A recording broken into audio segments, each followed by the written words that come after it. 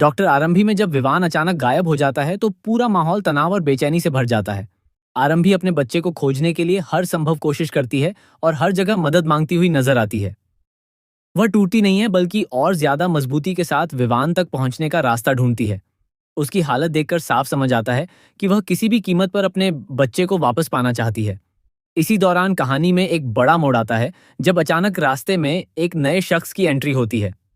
यह एंट्री सिर्फ एक किरदार की नहीं बल्कि पूरे शो की दिशा बदलने वाली साबित होती है। जिस कार को आरंभी रोकने की कोशिश कर रही होती है उसी कार से ध्रुव बाहर निकलता है। उसकी एंट्री के साथ ही माहौल पूरी तरह बदल जाता है और कहानी में एक नया रहस्य जुड़ जाता है। ध्रुव कोई साधारण व्यक्ति नहीं है, बल्कि वह उस परिवार से जुड़ा हुआ है जिसकी जड़ें कहानी में गहराई तक फैली हुई हैं। वह दादी का पोता है और शहर में इसलिए आया है क्योंकि उसे पहले से ही आरंभी की स्थिति और उसके साथ हो रहे अन्याय की जानकारी होती है। उसके आने से यह साफ हो जाता है कि कहानी अब सिर्फ एक पारिवारिक विवाद नहीं रही, बल्कि इसमें बड़े राज और सच्चाइयां भी सामने आने वाली हैं। हालांकि ध्रुव आरंभी को सीधे तौर पर मदद नहीं देता और न ही उसे तुरंत लिफ्ट जैसी सहायता प्रदान करता है, लेकिन वह उसे एक कड़वा सच जरूर समझाता है कि जिंदगी में हर किसी को अपनी लड़ाई खुद लड़नी पड़ती है। वह आरंभी को प्रेरित करता है कि उसे अपने हक के लिए खुद खड़ा होना होगा और किसी और पर निर्भर नहीं रहना चाहिए। उसकी यह बातें आरंभी के अंदर एक नई ताकत पैदा करती हैं।